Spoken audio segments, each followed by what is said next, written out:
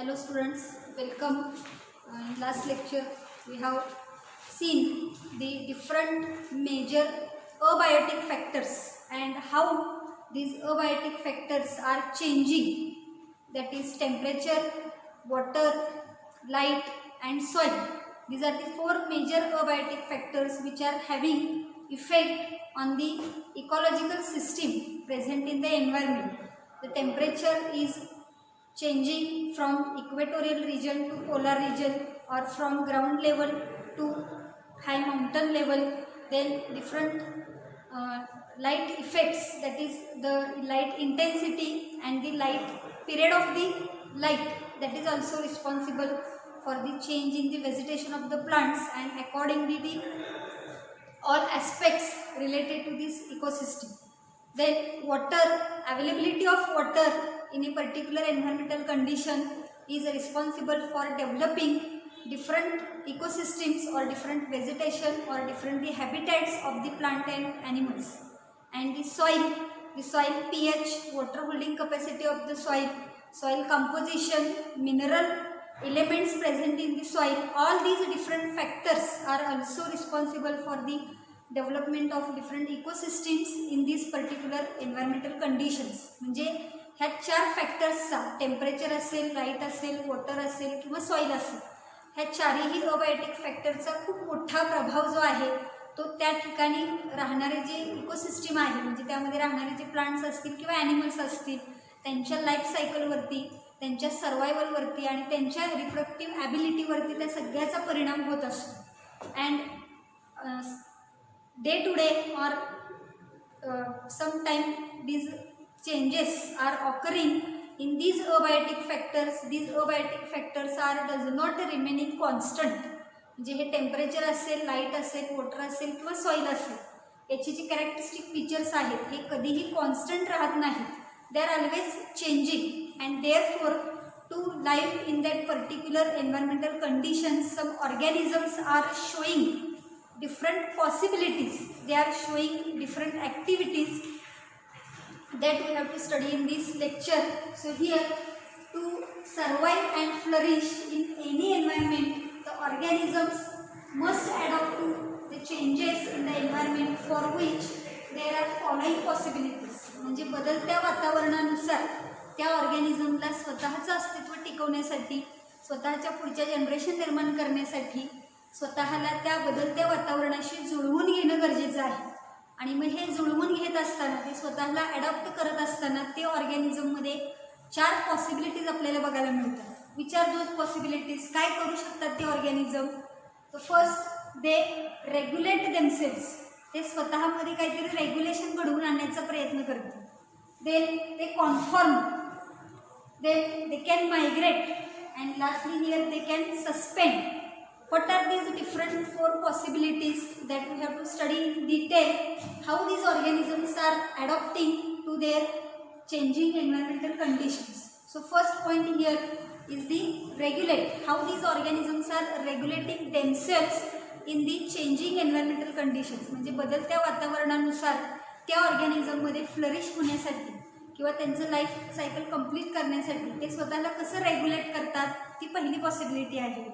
So here some organisms able to maintain homeostasis by physiological and behavioral changes which ensure constant body temperature, constant osmotic concentration, etc. म्हणजे काय बघा की some organisms are having some different mechanisms, and by which using these mechanisms these organisms can maintain their homeostasis. What is mean by homeostasis? That we have studied in the 11th excretion chapter. We have seen homeostasis means maintenance of internal environment constant, or maintenance of constant internal environment. शरीराच्या आतलं जे काही environment आहे, वातावरण आहे, ते constant ठेवणे म्हणजे काय म्हटलं जातं? होमिओस्टॅसिस म्हटलं जातं. And some organisms are having this ability to keep or to maintain the homeostasis, by which method they can show physiological changes or they can show behavioral changes. Means they can change their metabolic activities, that is physiological activities of their body और दे can change there behaviours, म्हणजे ते स्वतःच्या शरीरामधली जे काही physiological changes आहेत त्याच्यामध्ये बदल करू शकतात, किंवा त्यांचं बिहेवियर, त्यांचं त्या वातावरणामध्ये राहत असतानाची जी वर्तन आहे, जी वर्तणूक आहे ती चेंज करू शकतात. त्याला इथं म्हटलेलं आहे फिजिओलॉजिकल चेंजेस किंवा behavioural changes which ensure constant body temperature and constant osmotic concentration. Due to this physiological changes or these behavioral changes, these organisms are keeping their body temperature constant and the body osmotic concentration keeping constant. म्हणजे शरीराचं तापमान constant ठेवण्यासाठी किंवा osmotic concentration means maintenance of salt and water balance in their body, they can keep that regulate or they can keep that maintained with the help of these changes. म्हणजेच काय की शरीराचं तापमान आणि क्षार आणि पाणी यांचं प्रमाण योग्य ते राखण्यासाठी ते स्वतःच्या शरीरामध्ये काय करू शकतात, फिजिओलॉजिकल चेंजेस करू शकतात किंवा बिहेवियरल चेंजेस करू शकतात. ही ॲबिलिटी त्यांच्यामध्ये आहे आणि म्हणून त्याला आपण रेग्युलेट म्हणलेलं आहे. ते कॅन रेग्युलेट देमसेल्स, स्वतःच्या बॉडीचं ते काय करू शकतात, रेग्युलेशन घडवून आणू शकतात. ही पॉसिबिलिटी त्यांच्यामध्ये आहे. फॉर एक्झाम्पल बघा इथं all birds and mammals are capable of such regulation, that is thermoregulation and osmoregulation, as we have seen in the 11th science kingdom Animalia. In that kingdom Animalia we have seen the superclass Tetrapoda or superclass Pisces. What are the different characteristics of these classes? Superclass Pisces means all fishes, then the class Amphibia and class Reptilia. These three groups, the organisms belonging to these three groups are having cold-blooded structure, or the cold blood is present. Those organisms are called as a poikilothermi. बघा तुम्हाला आठवतंय का, fishes, amphibians आणि रेप्टिलियन्स हे तिन्ही organism cold blooded आहेत. They cannot maintain their body temperature constant. Their body temperature is changing according to the surrounding temperature. हे characteristics आपण बघितलेलं होतं. म्हणजे त्यांच्या बॉडीमध्ये बॉडी टेम्परेचर कॉन्स्टंट ठेवण्याचं मेकॅनिझम नाही. पण शेवटचे दोन क्लासेस आपण बघितलेले होते, क्लास एप्स आणि क्लास मॅमेलिया, बर्ड्स आणि mammals. These are called as a homeothermic animals, means warm blooded animals. उष्ण रक्ताचे प्राणी त्यांना म्हटलं जातं, because the birds and mammals have ability to keep their body temperature constant and they can maintain the salt and water balance. आणि म्हणून इथं म्हटलेलं आहे birds and mammals are capable of such regulation, that is thermoregulation and osmoregulation. Thermoregulation means regulation of body temperature and osmoregulation means regulation of osmotic concentration in the body fluid. बघा दोन्हीचं meaning कळतंय का, body temperature constant ठेवण्यासाठी आणि osmotic फ्लुइडचं concentration maintain करण्यासाठी birds आणि मॅमल्समध्ये ती ॲबिलिटी आपल्याला बघायला मिळते. म्हणजेच birds and mammals are regulating their body temperature and osmotic concentration by changing physiology or their behaviour. So this is the first possibility to survive and flourish in the changing environmental condition. म्हणजे वातावरणामध्ये जसा बदल होतो त्या वातावरणाच्या बदलानुसार स्वतःच्या शरीराचं तापमान कॉन्स्टंट ठेवण्यासाठी काही स्वतःमध्ये बदल करणे, त्याच पद्धतीनं ऑस्मो रेग्युलेशन करण्यासाठी स्वतःच्या बिहेवियरमध्ये काही बदल करणे, हे पहिली पॉसिबिलिटी आहे ज्याला रेग्युलेट असं म्हणलेलं आहे. हे आपल्याला इथं पहिल्यांदा बघायला मिळतं. Okay, now next we have to see here the second possibility, that is conform. What is mean by conform, that we have to see here. Most of the animals and plants cannot maintain constant internal environment. Their body temperature changes with their ambient temperature. As just we have seen, the fishes, amphibians and reptilians, these are some animals, and also there are some plants which are not having such a mechanism like the birds and mammals to keep their temperature constant. म्हणजे ह्या काही ॲनिमल्समध्ये आणि काही प्लांट्समध्ये ती ability नसते की ते स्वतःचं बॉडी टेम्परेचर कॉन्स्टंट ठेवू शकतात. मग अशा वेळेला काय केलं जातं बघा इथं, in aquatic animals the osmotic concentration of body fluid changes with that the ambient water osmotic concentration. मग काय होतं, सराउंडिंग वॉटर कॉन्सन्ट्रेशनमध्ये जर सॉल्ट कॉन्सन्ट्रेशन वाढलं तर automatically the body of organism is also showing change in the osmotic concentration of the body fluid. म्हणजे काय बघा की मासा ज्या वेळेला त्या पाण्यामध्ये राहत असतो त्यावेळेला तो त्याच्या स्वतःच्या बॉडीतलं ऑस्मोटिक कॉन्सन्ट्रेशन मेंटेन करू शकत नाही किंवा बॉडी टेम्परेचर मेंटेन करू शकत नाही. तर त्यावेळेला त्याच्यामध्ये अशी ॲबिलिटी असते की they can change their body temperature and they can change their osmotic concentration to the surrounding temperature and surrounding osmotic concentration. आणि म्हणून त्या बदलत्या वातावरणामध्ये जगत असताना राहत असताना सराउंडिंग टेम्परेचर चेंज झालं की ॲटोमॅटिकली त्यांच्या बॉडीचं टेम्परेचरसुद्धा काय केलं जातं, चेंज केलं जातं. त्याच पद्धतीनं सराउंडिंग ऑस्मोटिक कॉन्सन्ट्रेशन चेंज झालं की त्यांच्याही बॉडीमधलं सराउंडिंग वॉटर जे कॉन्सन्ट्रेशन आहे ऑस्मोटिक कॉन्सन्ट्रेशन ते सुद्धा चेंज केलं जातं. म्हणून इथं म्हणलेलं आहे in aquatic animals the osmotic concentration of the body fluid changes with that of ambient water osmotic concentration. बाहेरच्या पाण्यामधलं ऑस्मोटिक कॉन्सन्ट्रेशन चेंज झालं की फिशमधल्या बॉडीमधले सुद्धा काय होणार आहे, चेंज होणार आहे. बाहेरचं टेम्परेचर चेंज झालं की लगेच ह्यांच्या बॉडीमधलं टेम्परेचरसुद्धा काय होतं, चेंज होतं.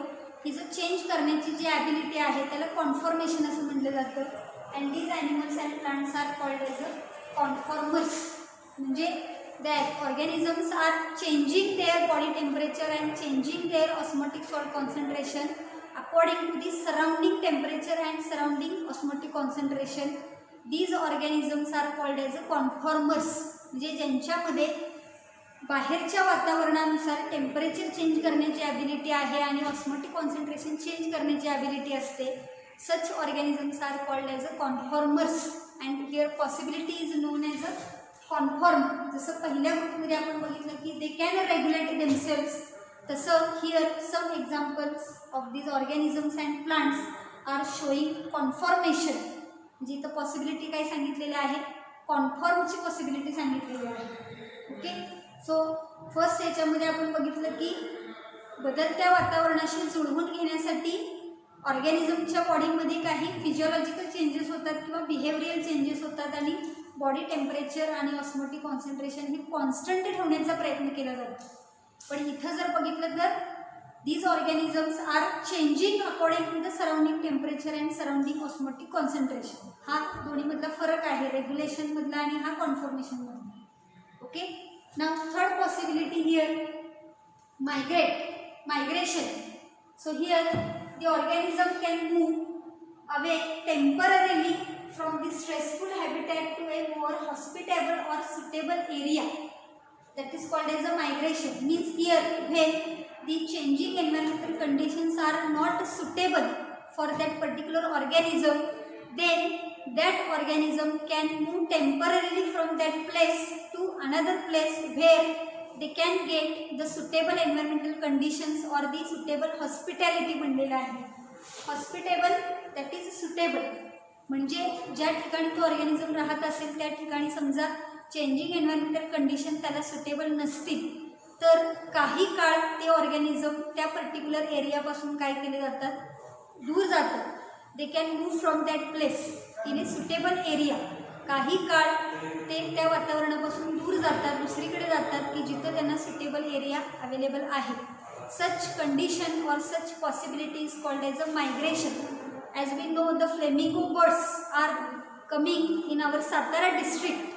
In Maini Khataw, this area, the different flamingo birds are arriving in the summer season because where they are living, that environmental conditions are not suitable to particular that flamingo birds. And to get the proper environmental conditions, they are migrating to the foreign country from the foreign countries to our Indian area that is in our Satara district. म्हणजे flamingo पक्षींचं आगमन आपल्याला माहीत आहे की मायनी खटाव तालुक्यामध्ये होतं, म्हणजे migration होतं. बर्ड्स आर मायग्रेटरी म्हणलेलं आहे. बरेच पक्षी हे मायग्रेटरी असतात की ज्या ठिकाणी त्यांना सुटेबल टेम्परेचर किंवा एन्व्हायरमेंटल कंडिशन्स असतील तिथं ते काय केले जातात, मूव्ह होतात. त्यालाच मायग्रेशन असं म्हणलेलं आहे. So here and return when stressful period is over म्हणलेलं आहे. ते कायमस्वरूपी तिथं राहत नाहीत. After returning the suitable conditions in their particular habitat, they can return into that particular their own habitat. म्हणजे पुन्हा त्यांनी जिथं राहतात त्या ठिकाणचं वातावरण पुन्हा नॉर्मल झालं, स्ट्रेसफुल कंडिशन ओव्हर झाली की ते पुन्हा काय होतात आहे त्याच ठिकाणी मायग्रेट केले जातात. So such possibility is called as a migration और migrate. So many animals, particularly birds, during winter undertake long distance migrations to take more suitable areas. So most of the birds, here examples are given, most of the birds during winter season they can migrate to warmer conditions. जे flamingo पक्षी त्या ठिकाणी राहत असतात foreign कंट्रीजमध्ये आपल्याला माहीत आहे, तर तिथं विंटर सीझन सुरू झालं की ते इकडं आपल्याकडे भारतामध्ये आलेले बघायला मिळतात, कारण इथं त्यावेळेला वॉर्मर कंडिशन असतं. त्यामुळं त्यांच्या बॉडीमध्ये आपल्याला मायग्रेशन हे पॉसिबिलिटी आपल्याला बघायला मिळते. म्हणजे काही ऑर्गॅनिझममध्ये रेग्युलेशन बघायला मिळतं, काही ऑर्गॅनिझममध्ये कॉन्फर्मेशन बघायला मिळतं, तसंच काही ऑर्गॅनिझममध्ये आपल्याला मायग्रेशन बघायला मिळतं. तर लास्ट पॉसिबिलिटी आहे ज्याला सस्पेंड म्हणलं जातं. सस्पेंड म्हणजे काय की काही काळ थांबणे. सस्पेंड म्हणजे आपण निलंबित असा शब्द वापरतो की एखाद्याला कामावरून सस्पेंड केलेलं आहे, म्हणजे निलंबित केलेलं आहे असा आपल्या भाषेमध्ये अर्थ झाला. पण इथं सस्पेंड म्हणजे काही काळ मेटाबॉलिक ॲक्टिव्हिटी ही स्टॉप केली जाते. ज्यावेळेला अनफेवरेबल एन्व्हायरमेंटल कंडिशन्स असतील त्यावेळेला मेटाबॉलिक ॲक्टिव्हिटीज त्या ऑर्गॅनिझमच्या बॉडीमधल्या काय केले जातात, स्टॉप केले जातात. And on the onset of return suitable environmental conditions, these organisms are again showing normal metabolic activities. So that possibility is called as a suspend here. So first in plants we have observed that is the seeds of the plants are showing dormancy. तुम्ही first सेक्शनमध्ये प्लांटच्या बाबतीमध्ये seeds हे जे आहे ते dormant seeds असतात बघा, आणि ही सीडची डॉर्मन्सी मग सुटेबल एन्व्हायरमेंटल कंडिशन आल्यानंतर काय केली जाते, ब्रेक केली जाते आणि त्यांची नेक्स्ट लाईफ सायकल तिथं स्टार्ट झालेली बघायला मिळते. This is one mechanism of this suspend. So dormancy in plants, seeds serve as a means to tide over periods of stress. They germinate to form new plants under favorable moisture and temperature conditions. जे सीडला जर proper environmental conditions मिळाल्या, proper temperature आणि water requirement असेल तेवढी मिळाली तरच ते seed काय होतात, जर्मिनेट होतात. Otherwise these seeds are remain in dormant stage. म्हणजे आपल्याला हे एक्झाम्पल माहिती आहे की बियांना जर प्रॉपर एन्व्हायरमेंटल कंडिशन मिळाली तरच बिया काय होतात, जर्मिनेट होतात. अदरवाईज बिया काय होतात, तशाच डॉर्मंट स्टेजमध्ये कितीही काळ राहू शकतात. तर that condition is called as a dormancy. They do so by reducing their metabolic activity and going into a state of dormancy. म्हणजे मेटाबॉलिक ॲक्टिव्हिटी काय केली जाते, काही काळ तिथं स्टॉप केली जाते. And that state is called as a dormancy state. आणि मग डॉर्मन्सीचा पिरियड झाल्यानंतर फेवरेबल कंडिशन्स त्याला मिळाले, वॉटर अँड टेम्परेचर, की त्या बिया काय होतात, डॉर्मन्सीमधून बाहेर येतात अँड ते कॅन जर्मिनेट. हे प्लांटच्या बाबतीमध्ये झालं. ॲनिमलच्या बाबतीमध्ये आपल्याला दोन इथं कन्सेप्ट बघायला मिळतील. एक आहे हायबरनेशन आणि दुसरी आहे aestivation. So in animals the organisms if unable to migrate they may go in hibernation during winter. For example polar bear. Birds are migrating in winter season to a warmer area. म्हणजे पक्षी हे स्थलांतरित होऊ शकतात warmer एरियामध्ये जाण्यासाठी, पण सर्वच ऑर्गॅनिझमला हे पॉसिबल असत नाही. Some organisms cannot migrate from winter area to warmer area. Then such organisms are going in to a condition, that condition is called as a hibernation. For example polar bear. Polar bear म्हणजे जे polar रिजनमध्ये अस्वल आपल्याला बघायला मिळतं त्याला polar bear म्हणलं जातं. So these polar bears cannot migrate from that polar area into normal area. So they can go under the hibernation period. What is mean by hibernation? So this condition or period of an animal or plant spending the winter into a dormant state. म्हणजे तो ऑर्गॅनिझमच काय होतो, dormant स्टेटला जातो. सर्व metabolic activity त्याच्या stop केल्या जातात आणि काही काळ तो डॉर्मंट स्टेटमध्ये जातो. That condition or that period it is called as a hibernation period. During this period the organism is not living a regular life cycle. म्हणजे या पिरियडमध्ये तो त्याची जी रुटीन लाईफ सायकल आहे ती जगत नाही, तो डॉर्मंट स्टेटमध्ये आपल्याला बघायला मिळतो. No any metabolic activity is carried out in that particular organism. That period is called as a hibernation and in some organisms it is called as a aestivation. Some snails and fishes go into aestivation to avoid the summer heat. जर summer heat avoid करण्यासाठी ते organism dormant स्टेजला जात असतील तर त्याला aestivation असं म्हटलं जातं. Example snails and fishes. काही स्नेल्स आहेत आणि काही फिशेस आहेत की जे समर हीट अवॉइड करण्यासाठी काय होतात, डॉर्मंट स्टेटला जातात. That condition is called as a aestivation. So meaning of aestivation here प्रोलॉंग्ड torpor or dormancy of an insect, fish or amphibian during a hot or dry period. Means some organisms are showing dormancy during hot or dry period. For example, here insect, fish or amphibian. Some insects, some fishes or some amphibians are showing dormant stage during very hot or dry period. Such dormancy is called as a estivation, and when the organisms are showing dormancy during winter period, then it is called as a hibernation. So in any way, that means the seeds are showing dormancy, the winter season the organisms are showing hibernation period, and in hot or very dry season the organisms are showing estivation. By using these mechanisms, that means dormancy, hibernation and this estivation, these organisms are stopping their metabolic activity for some period, and after getting favorable environmental conditions they can show the further metabolic development or further physiological development of their body. म्हणजे काहीही करून त्या पिरियडमध्ये जर त्यांना त्यांची metabolic activity सहज करणं शक्य नसेल तर temporarily metabolic activity is stopped or inhibited, and such possibility is called as a suspend.